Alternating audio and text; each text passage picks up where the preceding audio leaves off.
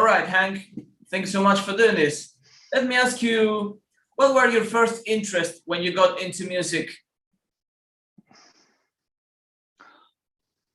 I think it was just pure narcissism, and I never functioned very well in crowds and audiences.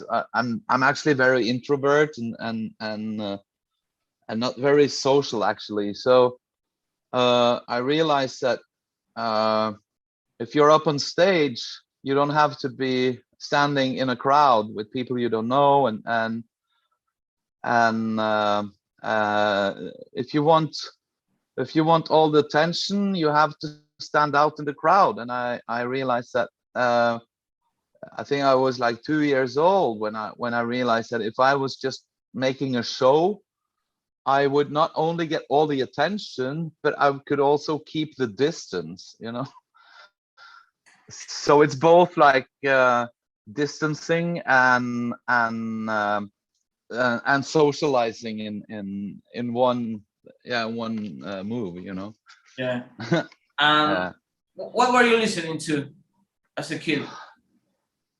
Well, it was like folk song. My parents were like, from the they were like the war generation, born in 45 after the war.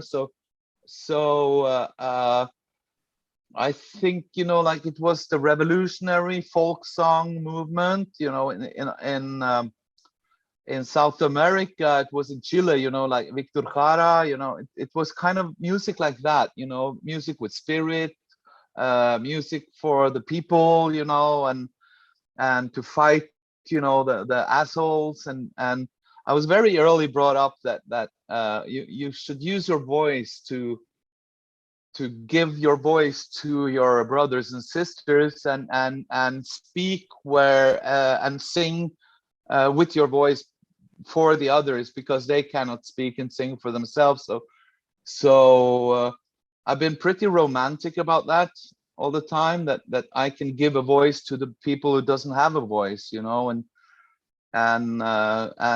that made me very easily adaptive to punk rock, because when I was a kid, when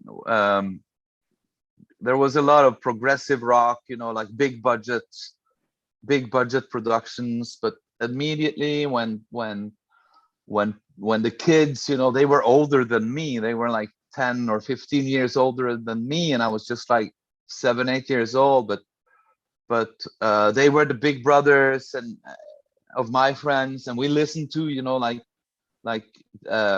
mixtapes, we reading fanzines, and I immediately at that time realized that this is the next level of like folk music, like where people sing with their voices because their bodies are broken, and that was what I also liked with punk rock. You fuck up your body, you look like a scary thing with, having piercing, and you have tattoos, and your voice is just like the spirit of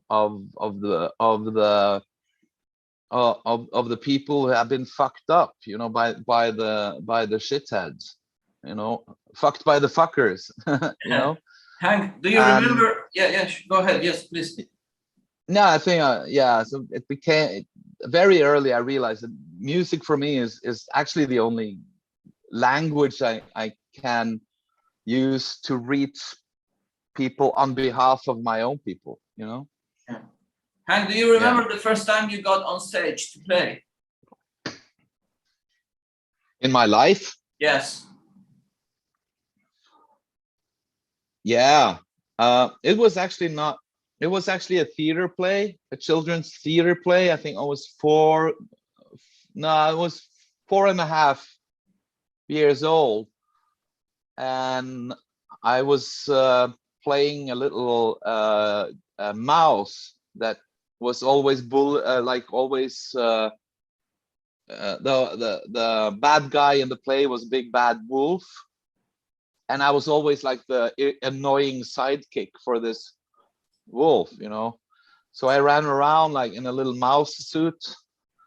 I was extremely cute because all the girls who were like older than me and in the theater, you know, they were always like fighting for taking care of me, you know, and cuddling and kissing this little boy with in the mouse suit. And on stage I was singing then a very, I don't remember the lyrics, but it was like a children's way of saying fuck you to a big bad wolf, you know, like but